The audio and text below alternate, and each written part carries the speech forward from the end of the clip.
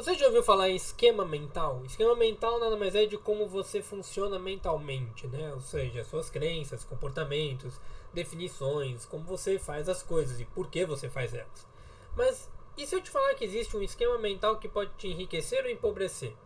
E isso está totalmente ligado à sua história de vida. Pensa comigo.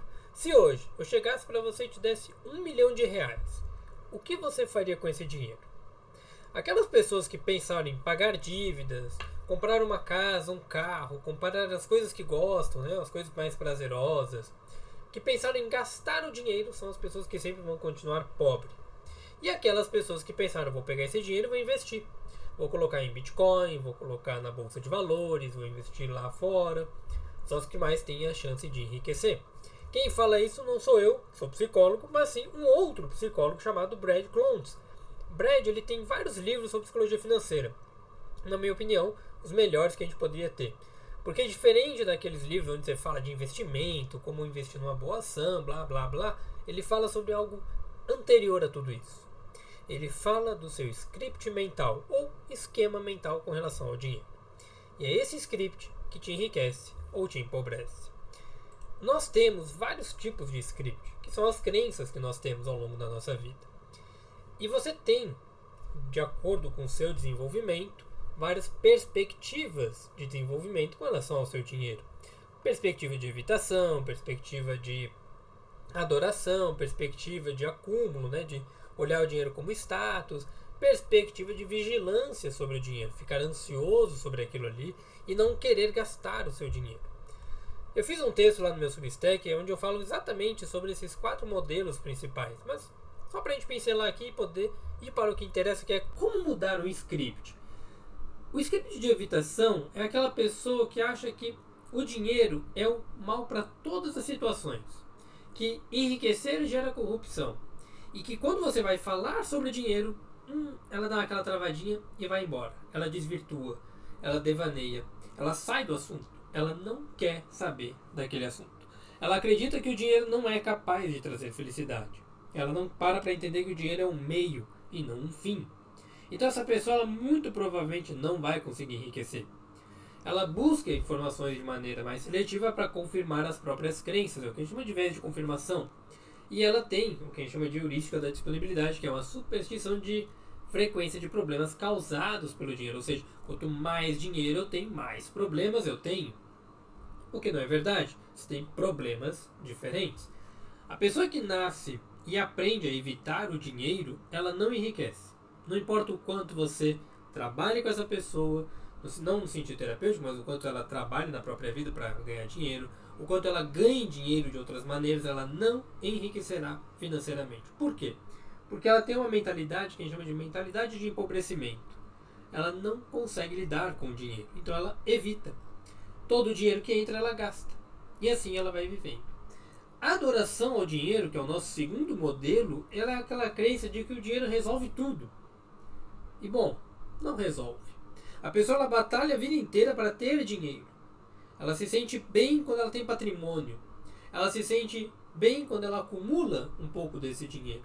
É parecido com o que a gente vai ver daqui a pouco no próximo modelo, mas é um pouquinho diferente no seguinte sentido. A acumulação ela se torna o objetivo.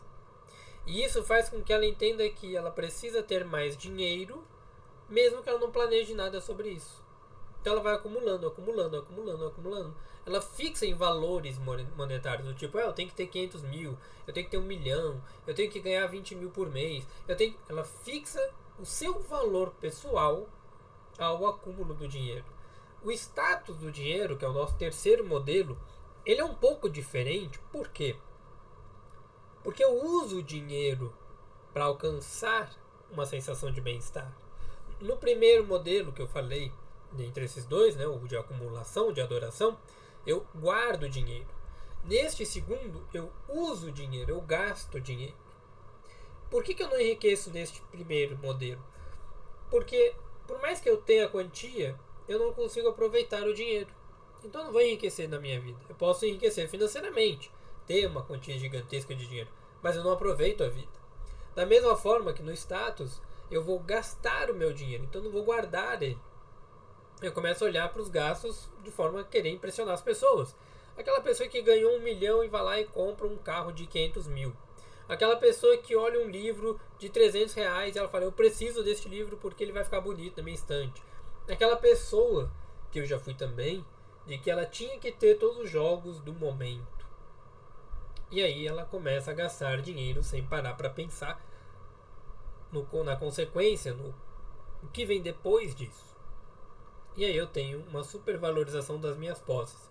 É quase um acumulador, mas ele não está acumulando só coisas aleatórias, ele está acumulando coisas que gerem sensação de status. E aí nós temos o nosso último modelo, que é a vigilância do dinheiro, que é a pessoa que tem extrema cautela aos gastos, então ela não desfruta do dinheiro. De um lado eu tenho uma pessoa que evita o dinheiro a qualquer custo, então ela gasta o tempo inteiro, ela não faz nada para aumentar o dinheiro. Eu tenho uma pessoa que ela gasta para parecer importante. Eu tenho uma pessoa que ela guarda dinheiro para simplesmente achar que aquilo vai representar um bom valor pessoal. Se essa pessoa não tiver um patrimônio X, ela não se sentirá bem. E eu tenho uma pessoa que funciona na escassez. Ela não desfruta do dinheiro de forma alguma. E toda vez que ela gasta, ela tem um sentimento de dor. E aí ela vai ficando numa aversão à perda. Então ela não toma risco, ela não se desenvolve, ela não valoriza o próprio dinheiro e ela começa a querer manter as coisas que ela já tem. E aí a gente gera o que a gente chama de viés do custo afundado, que é quando a pessoa investe, não tem nenhum retorno, ela investe, não tem retorno e ela continua investindo independente do retorno. Ela não entende que ela está perdendo mais dinheiro, porque na cabeça dela em algum momento ela vai obter aquilo de novo. Sabe quem faz isso? Quem joga jogos do tigrinho, jogos de azar. E ok, de onde vem os scripts, Rafael? De onde vem esses esquemas? Eles vêm da nossa vida.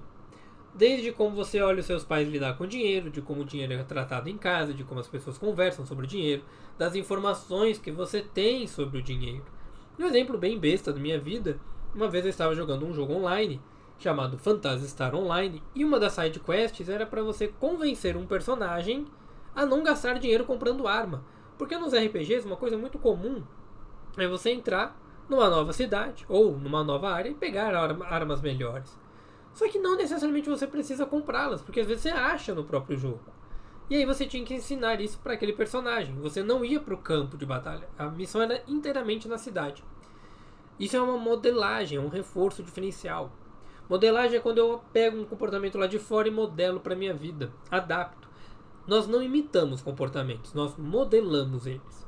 Então eu olho alguém fazer e adapto para minha realidade. E o reforço que aquilo gera, deve ter, de acordo com suas contingências e consequências, eu vou condicionando um novo aprendizado. Por que eu estou falando tudo isso? Porque a partir do momento que eu paro para pensar da onde vêm as crenças que eu tenho sobre o dinheiro, eu consigo criar uma nova visão sobre aquilo. Se eu não paro para entender quais são essas crenças, eu não tenho como mudar. E aí entra o nosso grande ponto. A intervenção sobre isso, sobre um script financeiro, sobre lidar com o consumismo, ele passa pelo que a gente chama de análise funcional, que é entender o que vem antes, o que acontece e o que vem depois. Então eu tenho o gatilho, o comportamento e a consequência. Vamos dizer que o gatilho seja busca pelo status. Eu vou gastar dinheiro para parecer importante. Então eu vou lá e gasto um dinheiro a mais, às vezes um dinheiro que eu não posso, para parecer algo. E eu tenho o comportamento de status. Eu consegui aquilo que eu queria. As pessoas olham para aquela situação, eu tenho uma consequência, essa consequência gera um reforço a todo esse sistema de crenças. E eu continuo nesse modelo até a hora que eu coloco uma variável nova. Um bloqueio, uma técnica de respiração, uma técnica de mudança de ressignificação, reconfiguração mental, reestruturação cognitiva, até o momento em que eu mudo variáveis internas ou externas para poder me desenvolver melhor. E é isso que faz as pessoas enriquecerem. Não é ganhar mais dinheiro. Isso é consequência de como você está aqui dentro, de como você pensa. Ler sobre finanças é uma variável diferente. Que à medida que você lê, interpreta e aplica, você se desenvolve melhor.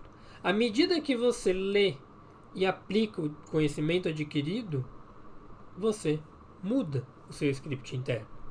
Quando eu li o primeiro livro do Brad, que ele se chama A Mente Acima do Dinheiro, isso era 2017, eu estava começando a entender um pouco mais sobre dinheiro, porque eu estava começando a olhar para o meu dinheiro com mais valor.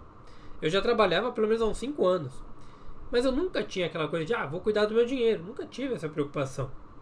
Eu guardava aqui, guardava ali, porque eu tinha aprendido um pouquinho com meu pai nesse sentido, mas ok, gastava no que eu podia gastar.